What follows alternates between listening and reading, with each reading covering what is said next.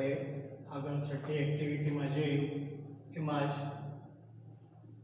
આ પેટા એક્સરસાઇઝ છે, એટલે આપણે લખી નાખીએ જરા બીજી એક્સરસાઇઝ.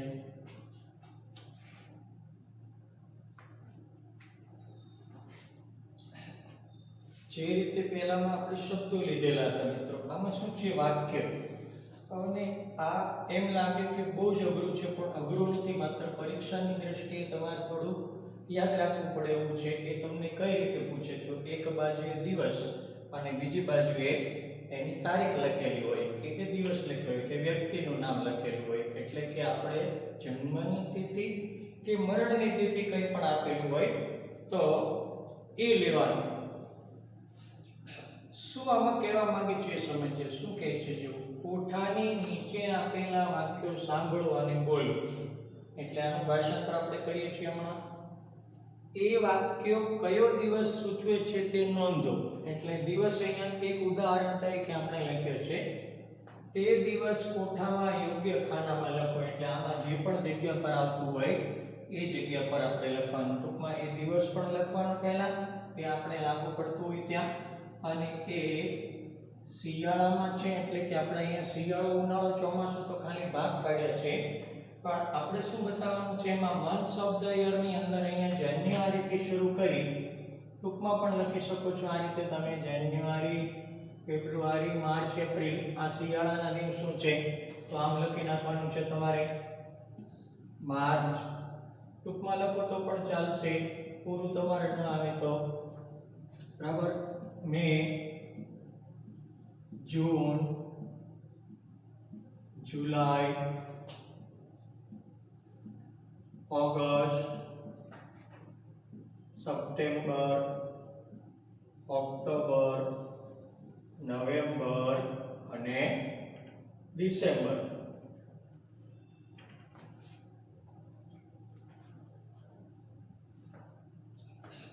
આ આપણે 12 મહિના બતાવ્યા. શું કરવાનું છે હવે જો નેમ ઓફ ધ ડે, એટલે જે દિવસ આપણે ભાષાંતર કરીને અહીંયા આવે એ આમાંથી જે પણ મહિનામાં આવતો હોય ને તે. એટલે તમારે શું કરવાનું છે મિત્રો, માત્ર આટલા નહીં, 10 આપ્યા છે, મેં હજુ 7 જ લખ્યા છે. અહીંયા બાકીના 3 એ તમારી ટેક્સ્ટ બુકમાં છે. ટેક્સ્ટ બુકમાંથી બાકીના 3 જોઈ અને તમારે એ પણ કરી નાખવાના છે. તો શું કરશું આમાં? ચલો, જાન્યુઆરી મહિનામાં જેટલા દિવસ આવતા હોય ને એ દિવસ લખવાના, નેમ ઓફ ધ ડે, એટલે રજાનો દિવસ. આ ક્યાંથી મળે આપણને કે આ શોધવાનું સર કે 10 સિવાયના બીજા ક્યાંથી શોધવા? આ 10 તો પહેલા જે આવતા હોય તે આપણે લખવાના, પણ એ સિવાયના આપણે શોધવું ક્યાં? તો કે કેલેન્ડર હોય ને એમાં આપેલું જ હોય. તો આ વર્ષનું 2020 આપણે ચાલે છે, એમાં 2020 માં જાન્યુઆરી મહિનાથી લઈ લો. એમાં સૌથી વધારે આપણે આ મહિનાની અંદર રજાઓ જે આવતી હોય તે બધી બતાવી દેવાની. આ મહિનામાં નેમ ઓફ ધ ડે એટલે દિવસનું નામ લખો અને એ દિવસ એ કોને માટે શું છે એ બતાવી દેવાનું. આમાં તમારે જે મહિનામાં લાગુ પડતું હોય 10 માંથી એની અંદર જ તમારે લખવાનું છે. બરાબર છે. ચાલો જો આપ્યું છે our teacher talk about in the assembly.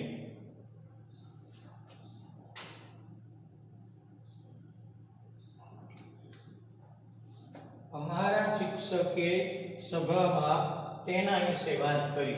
કોના વિશે? તો કે હિન્દી ડે વિશે, એટલે હિન્દી દિન વિશે એ કહેવાય. આપણે એસેમ્બલીમાં જેનો ઉલ્લેખ કરીએ એ હિન્દી દિવસ. વી વોચ આ play about Gandhiji and Sardar Patel. અમે ગાંધીજી અને સરદાર પટેલના નાટકો જોયા. પ્લે એટલે નાટક. તો ગાંધીજી અને સરદારના નાટકો આપણે ક્યારે જોઈએ છીએ? તો એ સરદાર જયંતિને દિવસે આપણે જોઈએ છીએ. તો સરદાર જયંતિ જે દિવસે આવતી હોય એ દિવસે આપણે બતાવી દેવાનું. હું આન્સર તમને લખીને નથી આપતો એટલા માટે કે તમે મહેનત કરશો મિત્રો આમાં તો જ તમને ખ્યાલ આવશે. હું ગુજરાતી કરી આપું છું. Students played the teachers role. વિદ્યાર્થીઓ શિક્ષકનો રોલ ભજવે છે. એટલે શિક્ષક તરીકે કામ કરીએ. આપણે એને શું કહીએ છીએ? Teachers day. એ ટીચર્સ ડે ચોક્કસ દિવસે હોય છે, ચોક્કસ મહિનામાં તારીખ સાથે. તો એ જે તે મહિનાની અંદર તારીખ સાથે તમે આમાં બતાવી શકો છો. 4 We collected photographs and information about Dr. Ambedkar. અમે ડોક્ટર આંબેડકર વિશે ફોટાઓ અને માહિતીઓ એકઠા કર્યા. તો આંબેડકર જયંતિ, આંબેડકર વિશે આપણે ભેગી કરીએ માહિતી ક્યારે? તો કે એમના જન્મદિવસની આપણે જે તિથિ ઉજવીએ છીએ એ ડોક્ટર આંબેડકર જયંતિના દિવસે. We planned a quiz on the poets and writers on Gujarat. અમે ગુજરાતના કવિઓ અને લેખકો પર પ્રશ્નોત્તરીની યોજના બનાવી, એટલે કે ક્વિઝ કોમ્પિટિશન રાખવાનું નક્કી કર્યું. તો ગુજરાત ડે, ગુજરાતનો જે દિવસ છે એ દિવસે આ તમારે હું જે કહું છું તે ખાલી દિવસ શોધી લેવાનું છે મિત્રો. પછીનું our school has vacation, અમારી શાળામાં વેકેશન છે. but we gathered to plant saplings in our garden. એટલે અમારી શાળામાં તો વેકેશન છે પણ અમે અમારા બગીચાની અંદર છોડ ને વાવવા માટે, સેપલિંગ એટલે નાના છોડ ને વાવવા માટે ભેગા થયા છીએ. તો the world environment day 5th જૂન. હવે એ સમજીએ, જો અહીંયા 5 જૂન, બરાબર. હવે જૂન તો આવી ગયો, તો જૂન ક્યાં આવે છે? અહીંયા. તો 5 જૂન એમ લખવાનું. આની અંદર આપણે લખશું જૂનમાં પહેલા 5th જૂન. એ કેટલા નંબર છે? 6 નંબર. તો ત્યાં 6 નંબર કરીને તમે લખી શકો છો. 7 number our school has a holiday. અમારી શાળામાં રજા છે. but we gathered to remember Gandhiji. પણ અમે ગાંધીજીને યાદ કરવા ભેગા થયા છીએ. પણ અમે ગાંધીજીને યાદ કરવા ભેગા થયા. તો ઓક્ટોબર મહિનામાં પણ આપણે રજા હોય, બરાબર. આમ રજા હોય જાહેર 2 ઓક્ટોબર, એટલે 2 ઓક્ટોબર. તો અહીંયા ઓક્ટોબરની અંદર શું લખશું આપણે? 2, બરાબર. અને ગાંધી જયંતિ, જવાબમાં લખશું ગાંધી જયંતિ. આ રીતે તમારે બતાવવાનું છે. આ 7 છે. બાકીના 3માં જે ન ખ્યાલ આવે તો એ તમે મને પાછા ફોન કરીને પૂછી શકો છો કે આનું ભાષાંતર શું થાય છે, અને જાતે એ કરી શકો છો. માત્ર 10 તમારે બતાવવાના છે જુદા જુદા મહિનાની અંદર, 12 મહિનામાંથી. બીજા તમારી જાતે તમે કોઠો આખો તૈયાર કરશો તો એ તમને યાદ રહેશે, બરાબર. કયા દિવસે કયો દિવસ ઉજવાય છે. આ તે આપણી 6ઠા જ યુનિટ, એટલે કે 2nd યુનિટ છે એની 6ઠી એક્સરસાઇઝ, એમાં બી વિભાગની અંદર. Okay, thank you.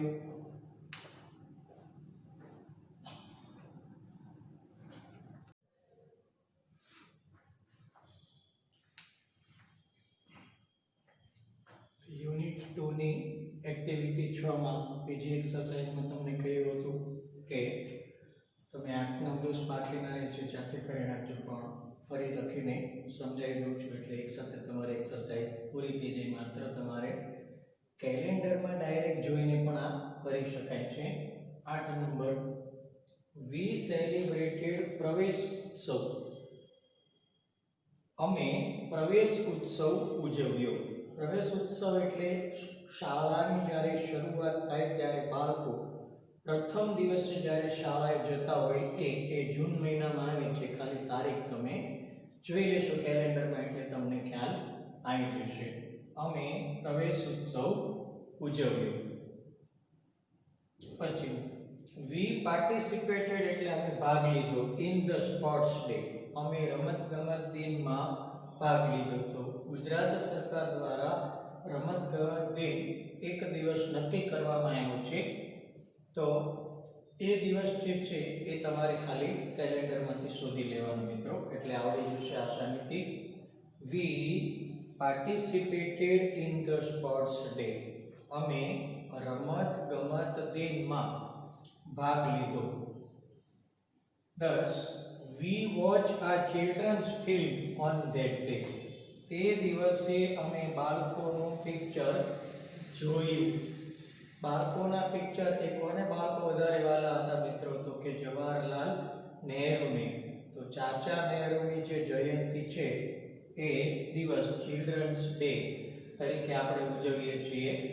તો એ ચિલ્ડ્રન્સ ડે એ કયા મહિનામાં, જે ચાચા નહેરુની જયંતિ છે એ દિવસ એ આપણે આની અંદર બતાવવાનો, અને કઈ રીતે એના બે ઉદાહરણ મેં તમને અહીંયા લખી બતાવ્યા છે કે 5 જૂને વર્લ્ડ એન્વાયરમેન્ટ ડે, આપણો જે નંબર આની અંદર આવતો હતો કે ભાઈ શાળામાં રજા હતી અને છતાં અમે બધા શાળાના મેદાનની અંદર છોડ વાવવા માટે ભેગા થયા, તો કે વિશ્વ પર્યાવરણ દિનના દિવસે આપણે વૃક્ષો વાવવાનું કામ કરીએ છીએ બતાવ્યો. એવી રીતે ગાંધીજી વિશેનો જે હતો ગાંધી જયંતિનો 2 ઓક્ટોબરનો દિવસ, એ પણ આપણે છેલ્લા 7મા પરથી લખ્યો કે રજાનો દિવસ હતો પણ અમે ગાંધીજીને યાદ કરવા ભેગા થયા. આજે આપ્યું તો એ રીતે તમારે જે તે મહિનામાં આવતો હોય આ 10 માંથી એ લખો. હું તો કહું છું જે તે મહિનામાં 1 2 3 1 2 3 આપેલા છે, દરેક મહિનામાંથી 3 3 3 3 લખી નાખો. એમાં ચાલુ આપણો જે મહિનો છે શ્રાવણ મહિનામાં તો પુષ્કળ રજાઓ આવે, તો એમાં 3 ને બદલે ભલે ને 5 ખાના કરવા પડે તે કરો, અને પછી લખો દરેક મહિનામાં જેમાં વધુ આવતા હોય તેટલા ખાના કરીને લખી શકો છો તમે. તમને યાદ રહી જશે આખા વર્ષમાં કયો દિવસ ક્યારે આવે છે. આ છે આપણી એક્સરસાઇઝ એક્ટિવિટી 6 યુનિટ 2 ની પહેલો વિભાગ આપણે જોયો. ફળો શાકભાજી કઈ ઋતુમાં થાય, કઈ વસ્તુઓ વાપરીએ છીએ એ વિશે. આની અંદર કયો દિવસ એ આપણે જે તે મહિનાના ખાનામાં બતાવવાનો છે. એ માટે મેં આગળ કીધું તો ફરી કહું છું, કેલેન્ડરમાંથી આ દિવસો ભાષાંતર કરીને મેં કીધા તે તમારે શોધી લેવાના અને પછી લખીને મને તમારે એ મોકલી દેવાના છે. આ કોઠો તમારે દોરવાનો છે. આ વાક્યો એ તમારે ફેરબુકમાં લખવાના, પણ મને જ્યાં લખીને મોકલો ત્યારે આટલા જવાબ લખીને મોકલશો તો ચાલશે. સાથે શું કરવાનું, એક નાના એવા રાઉન્ડની અંદર દાખલા તરીકે જો આ બગીચામાં વાયું 5મી જૂનના 6ઠો નંબર છે, તો આમ કરીને અહીંયા 6 નંબર લખી નાખો કે આ 6ઠાનો જવાબ, બરાબર. અને 7 નંબર એની અંદર 2 ઓક્ટોબર, આ 7 નંબરની અંદર છે, તો અહીંયા 7 નંબર ખાનું તમારે જરા મોટું કરવાનું. અને આપણે સીધી બુક રાખીએ ત્યારે ન આવી શકે એમ હોય તો બુકને આપણે ત્રાસી કરી નાખવાની ને આખું સળંગ આમથી આમ કરીને ખાના તમારે બનાવી દેવાના. આ પહેલું, અને બાકીના આ રીતે 12. તો વ્યવસ્થિત રીતે તમે બધું લખી શકશો. બાકી બધું ખીચડી જેને કહીએ ને એ બધું ઊંધિયા જેવું થઈ જાય, ભેગું બધું થઈ જશે. એટલા માટે વ્યવસ્થિત થોડા ખાના થાય તો આપણે સીધી બુકને બદલે આ જે બોર્ડ છે આડી બુક રાખી અને ખાના કરી નાખશું, તો મિત્રો તમે આસાનીથી સારી રીતે આ લખી શકશો. બીજા તમારી રીતે લખો, એમાં તમારે આ ઉલ્લેખ કરવો જરૂરી નથી આંકડાનો. ખાલી આપણે પહેલું બીજું ત્રીજું વાક્ય છે ક્યાં આવે, એ કયા મહિનાની અંદર કઈ તારીખે, તારીખ સહિત બતાવવાનું. દાખલા તરીકે મેં લખ્યું ને 5th જૂન એટલે 5મી જૂન, એવી રીતે ક્રમમાં. એક જ મહિનાની અંદર 2 આવતા હોય તો 5 તારીખે પહેલું આવે છે, પછી બીજો કોઈ પ્રસંગ આવા 18 તારીખનો આવે છે તો 18, પછી આમાં કોઈ 30 તારીખે આવે છે તો 30 તારીખ બતાવવાની. આ રીતે ક્રમશઃ આપણે લખવાનું. એમાં 4 કે 5 શ્રાવણ મહિનાની અંદર રજાઓ બહુ જ જાજી હોય છે, 5મ ને 7મ ને 8મ ને એમ કરીને હોય છે, બરાબર. મોહરમ પણ આવે, પતેતી પણ આવે. આ મહિનામાં બહુ જ બધા તહેવારો આવતા હોય છે, તો એ બધા જરા યાદ રાખજો. 15મી ઓગસ્ટ, આ ઓગસ્ટ મહિનો ચાલે છે તો એ પણ આવશે. તો એ બધું તમારે લખી લેવાનું ખાલી કે ભાઈ આ આવે તો તમને ખ્યાલ રહેશે. Thank you.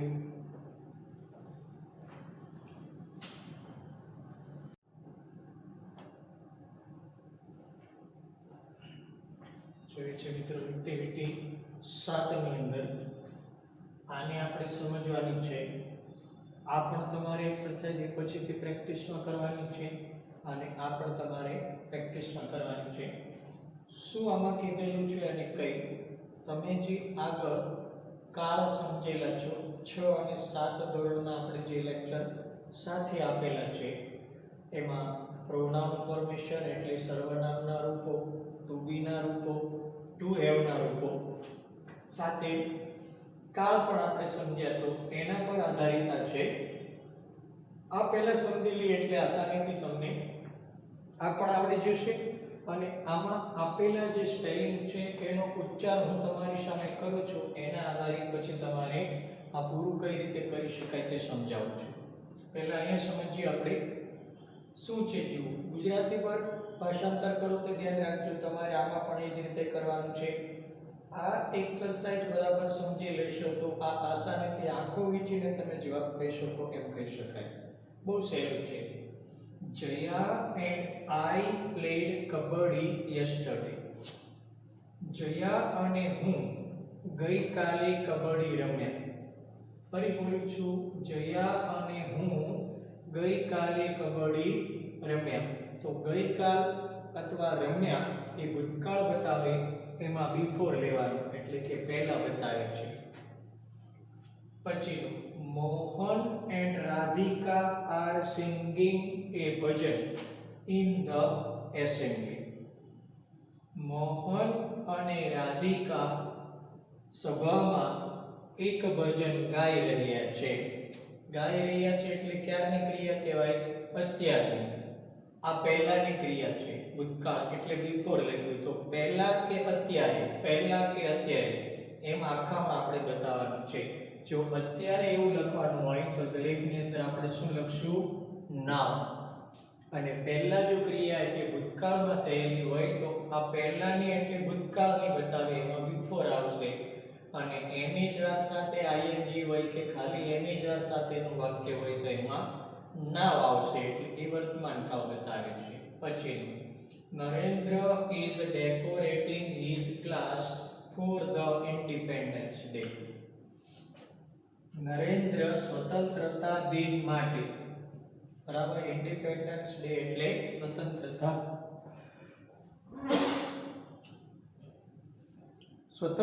દિન. નરેન્દ્ર સ્વતંત્રતા દિન માટે તેના ક્લાસને શણગારી રહ્યો છે. હમણાં કહ્યું એમ કે એમિઝર સાથે આઈએનજી કે એમિઝર આપેલું હોય તો એ અત્યારે શણગારી રહ્યો છે એમ કહેવાય. તો અત્યારનો અર્થ તો શું લેશું આપણે? હમણાં સમજાય એમ તો કે નામ. મેનકા સેલિબ્રેટેડ. મેનકા એ ઉજવ્યું શું? હર બર્થડે એટલે તેણીનો જન્મદિવસ. લાસ્ટ ફેબ્રુઆરી એટલે ગયા ફેબ્રુઆરીમાં. મેનકાએ ગયા ફેબ્રુઆરી મહિનામાં તેણીનો જન્મદિવસ ઉજવ્યો. હવે ગયા ફેબ્રુઆરીમાં, ગયા એટલે પહેલાના, અગાઉના હોય તેમાં શું લેશું તો કે બિફોર. એટલે આન્સર શું આવશે? બિફોર. બીજી રીતે ક્રિયાપદ શું આપ્યું છે? સેલિબ્રેટેડ એટલે ઉજવ્યો. ભૂતકાળનું ક્રિયાપદ હોય ત્યાં બિફોર આવશે. પછી Jayendra is writing an essay in English. Jayendra અંગ્રેજીમાં નિબંધ લખી રહ્યો છે. જયેન્દ્ર અંગ્રેજીમાં એક નિબંધ લખી રહ્યો છે. એમિઝર સાથે આઈએનજી લખી રહ્યો છે એટલે હાલમાં. તો શું આવશે એમાં? નાવ. પછી મિસિસ પરમાર કુક એટલે રસોઈ બનાવી, રોટી સબ્જી ફોર ગેસ્ટ. શ્રીમતી પરમારે મહેમાન માટે શાકભાજી અને રોટલી બનાવ્યા. સબ્જી એટલે શાકભાજી અને રોટી એટલે કે શાક રોટલી બનાવ્યા. શ્રીમતી પરમારે મહેમાન માટે શાક રોટલી બનાવ્યા અથવા રસોઈ કરી. તો કુક એટલે બનાવ્યા. તો બનાવી લીધા પછી વાત કરીએ છીએ એટલે કે પહેલા એને બનાવી લીધા છે, એટલા માટે શું આવશે? બિફોર. બીજી રીતે આપણે કીધું એમ કે ક્રિયાપદ એ ભૂતકાળ બતાવે છે, કુક ઈડી સાથેનું રૂપ એ ભૂતકાળ બતાવે તો એમાં હંમેશા શું આવશે? તો બિફોર આવશે. પછીનું, Sarojben wash clothes early in the morning. સરોજબેને વહેલી સવારે અથવા સવારમાં વહેલા કપડાં ધોયા. સરોજબેને સવારમાં વહેલા કપડાં ધોયા. તો શું આવશે એમાં? તો કે બિફોર. ધોયા એટલે ભૂતકાળ થઈ ગયો. અને જ્યાં જ્યાં ભૂતકાળ આવે મિત્રો ત્યાં દરેક જગ્યા પર આપણે શું કરવાનું છે?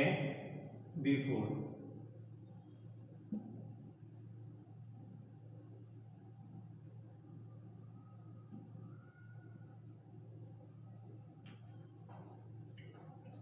પછી doctor Mehta is examining a patient at his hospital. Doctor Mehta તેની હોસ્પિટલમાં એક દર્દીને તપાસી રહ્યા છે. એક્ઝામ આપણે પરીક્ષા આપી થાય, પણ અહીંયા એક્ઝામ એટલે તપાસવું પણ થાય. તો એક્ઝામિનિંગ એટલે તપાસી રહ્યા છે. ડોક્ટર મહેતા તેની હોસ્પિટલમાં એક દર્દીને તપાસી રહ્યા છે. તપાસી રહ્યા છે એનો અર્થ કે હાલમાં તપાસી રહ્યા છે, તો આવશે નાવ. આ રીતે આપણે આટલા વાક્યોની અંદર સમજ્યા મિત્રો કે ક્યાં નાવ આવે અને ક્યાં બિફોર આવે. શું સાદો નિયમ યાદ રાખશું કે આપેલી વાક્ય રચનામાં ક્રિયાપદ ભૂતકાળ હોય તો એમાં બિફોર આવશે, અને ક્રિયાપદ એમિઝાર સાથે આઈએનજી હોય કે વર્તમાન કાળનું એમિઝાર સાથેનું કે હેઝેવ સાથેનું હોય તો એ વર્તમાન કાળ બતાવે છે, એમાં નાવ લખવાનું છે આપણે. હવે એ જ રીતે તમારે આમાંથી તમારી રીતે વાક્યો શોધવાના છે, અને એટલે ભાષાંતર કરીને સમજવાનું છે મિત્રો કે આમાં જવાબ શું આવી શકે. ક્રિયાપદ સીધું પકડી લો એટલે તમને આઈડિયા આવી જશે. ક્રિયાપદ એટલે અહીંયા પ્લેડ એટલે રમ્યા, આર સિંગિંગ એટલે ગાઈ રહેલા છે કે ગાઈ રહ્યા છે, એવી રીતે કહું છું કે 10 આ તમારે જાતે ભાષાંતર કરવાનું. જે ન સમજાય તે તમે મને પૂછી શકો છો કે આનું ભાષાંતર શું થાય, અને એને આધારે બાકી મેં સીધો નિયમ કીધું છે અહીંયા સહેલું છે મિત્રો, વગર ભાષાંતરે પણ તમે કરી શકો. પણ ભાષાંતર જો કરશો તો પરીક્ષામાં તમને પેરેગ્રાફ પરથી સવાલ જવાબ અને નિબંધને એવું જે લખવાનું હોય કે એસે, નિબંધ છે એટલે એસે, પછી નોટિસ લખવાની હોય, લેટર લખવાનું તમારે આવે છે, તો એ બધું લખવામાં તમારે આ સરળ પડશે. કોઈ વાર્તા આપણને ચિત્ર આપેલું હોય ને ચિત્ર પરથી વાર્તા તમારે ચટ્ટામાં આવે છે તો એ કઈ રીતે લખી શકાય એ વાક્ય તમને ગુજરાતી જો આવડતા હશે તો તમે વાક્ય નવા તમારી જાતે બનાવી શકશો. સ્ટોરી એટલે વાર્તા બનાવી શકશો. પરીક્ષામાં ગોખવું નહીં પડે મિત્રો, જેને આપણે ગોખવાનું કહીએ છીએ, આપોઆપ આપણી રીતે યાદ રહી જાય ને આવડી જશે. તો આમાં તમારે ભાષાંતર કરવાનું. પહેલા ભાષાંતર ન આવડે તો મને પૂછજો. દરેક વખતે શું કરવાનું, આ લખી અને ભાષાંતર નીચે લખી નાખો અને પછી જવાબ નાવ અથવા બિફોર લખો. એટલે આની નીચે 2 લાઈન છોડવાની, એક ભાષાંતર માટે અને પછી એમાં નાવ આવે છે કે બિફોર એ. બાકી ક્રિયાપદ સીધું તમે કરીને પણ કરી શકો છો, પણ ભાષાંતર કરવાનું એટલા માટે કહું છું કે એ તમને આગળ ઉપરના ધોરણમાં પણ ઉપયોગી થઈ શકે. શું છે પછીની એક્સરસાઇઝ એ જોઈએ. શું કહે છે, જો નીચેના શબ્દો લગાવીને પૂરા કરો, એટલે કે TER કે OR. બરાબર, નીચેના શબ્દો એટલે આ જે શબ્દો આપ્યા છે એની અંદર કાં TER અથવા ER કે OR લગાવવાનું પાછળ અને બનાવવાનું. તો તમારે સ્પેલિંગ ખાલી બોલવાનું છે મિત્રો. પહેલું ડોક્ટર, શું આવે ડોક્ટરમાં પાછળ, એ આ 3 માંથી એક શબ્દ લગાવી દો. પોટર, પોટરમાં શું પાછળ આવે એ શબ્દ લગાવી દો. શોપકીપર એટલે દુકાનદારમાં શું આવે પાછળ એ લગાવો. ડ્રાઈવર શું આવશે લગાવી દો. ટીચર શબ્દ આ 3 માંથી કોઈ પણ એક લગાવવાનો. એન્જિનિયર, એન્જિન તો એન્જિનિયરમાં પણ શબ્દ 3 માંથી એક લગાવો. કંડક્ટર, કંડક્ટરમાં શું આવશે, એમનેમ નહીં કરશો, ન ખ્યાલ આવે તો ડિક્શનરી લ્યો અથવા તો શબ્દ ભંડોળ જેને કહીએ, જેમાં ગુજરાતી અને અંગ્રેજી બંને આપેલા હોય તો તમને ખ્યાલ આવી જશે. ફ્રૂટ સેલર, ફ્રૂટ સેલ એટલે ફળ વેચવું અને ફ્રૂટ સેલર એટલે ફળ વેચનાર. શું આવે તે તમારે નક્કી કરવાનું અને પછી ફોટોગ્રાફ્સ પાડીને મને ચેકિંગ માટે મોકલી દેવાનું. ચેક કર્યા પછી જે ભૂલ હશે તે સુધારીશ અને સુધારીને મોકલ્યું પછી તમારે તમારી પાકી બુકમાં બધું લખવાનું છે. કોઈ પાકી બુકમાં બને ત્યાં સુધી ચેક ન થાય એ આપણે પ્રયત્ન કરશું. ફોટોગ્રાફ એટલે ફોટો, તો ફોટો પાડનાર એટલે ફોટોગ્રાફર. 3 માંથી એક શબ્દ લાગુ પડતો હોય તે મૂકવાનો. ઓફિસ તો ઓફિસર, ઓફિસ પરથી આવશે ઓફિસર. કારપેન પરથી આવશે કારપેન્ટર. લુહાર સુથાર આપણે બોલીએ છીએ ને એવા અર્થની અંદર તો આવશે લુહાર, કારપેન્ટર. આ બધામાં 3 માંથી કોઈ એક શબ્દ લાગુ પડે. ઉચ્ચાર બોલું તેના પર ધ્યાન આપશો તો પણ ખ્યાલ આવી જશે આમાંથી શું આવે મિત્રો. એક્ટર. હવે ફરી બધા એમનો ઉચ્ચાર કરી જાઉં છું. Doctor, Potter, shopkeeper, driver, teacher, engineer, conductor, fruit seller, photographer, officer, carpenter, actor. આ રીતે આઠમામાં એક્સરસાઇઝ જાતે જરા સમજવી પડે એમ છે મિત્રો. એ ગણિતના વિષય પર આધારિત છે. એ તમે અંદર આપેલું છે પણ જાતે સમજી શકો છો. એટલે આ યુનિટ 2 આ સાથે તમારે કમ્પ્લીટ થઈ જશે. આઠમાની અંદર એક્ટિવિટી છે, ખરેખર કોઈ તારીખ એ શોધવી હોય કે એને દિવસે કયો વાર હતો એ શોધવો હોય તો કેમ શોધી શકાય એ એક પદ્ધતિ આપી છે. એક જ્ઞાન માટે કહી શકાય, જ્ઞાનને ગમત. પરીક્ષામાં એના પરથી આધારિત કંઈ ના આવી શકે. એટલે આપણે એ એક્સરસાઇઝ નંબર 8 એટલે એક્ટિવિટી 8 આગળ ઉપર કરવાની નથી. તમે એ વાંચી લેજો એક્ટિવિટી 8, અને એમાં જે ન સમજાય એ જ્યારે પણ આપણે થોડું કોરોના અત્યારે જે ચાલે છે ઓછું થાય ને શાળા પર આવો એ વખતે બુક બતાવો પણ તમે આવતા હો છો વાલી સાથે, તો એ વખતે પણ તમે એ યાદ કરીને 8મી એક્સરસાઇઝ એટલે એક્ટિવિટી 8 બીજા યુનિટની મને પૂછીને મારી પાસે સમજી શકો છો. Thank you.